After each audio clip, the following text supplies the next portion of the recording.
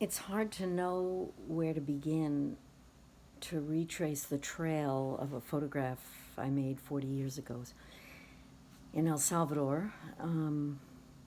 But I guess it began with seeing a very small note in a local newspaper that a man had been killed in Arcatao, a man who was known for organizing campesinos at the time of the Civil War in El Salvador. So it was a small notation. I got in a car. I drove to the northern border, Chalatenango province, just on the border of Honduras.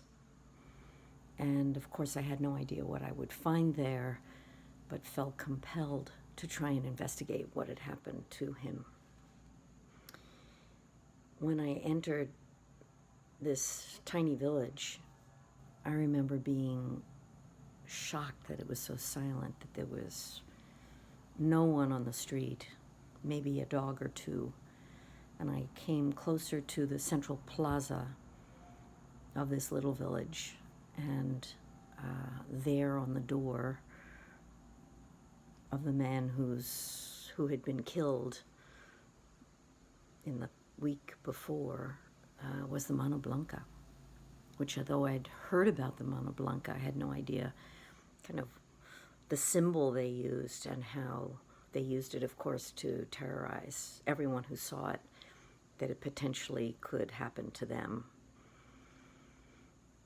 So this was 40 years ago, and it was about 5 years ago that I was in El Salvador and for the first time met Enrique Menjivar's sister, who told me the story of his commitment as a student and then a middle-class man organizing the campesinos in that region.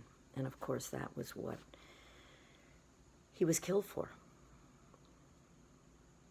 So how do you find out more behind a photograph? Of course, at that time, it would have been impossible to ask any of those questions. So it's important to me to go back. Sometimes it takes a long time to go back and understand the image you made. Of course, it served as a symbol of the death squads at that time. It was used in many publications, the cover of the New Republic and others.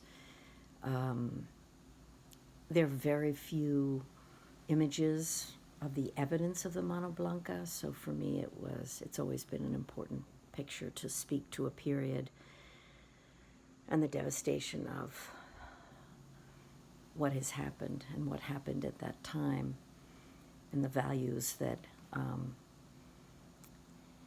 what can I say, they still go on. The violence goes on in different forms. So you don't stop the violence by having the evidence. It's too late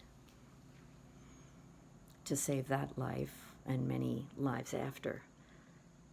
It's witnessing is what you can do. It honors, but it also leaves you with a feeling of it's never enough.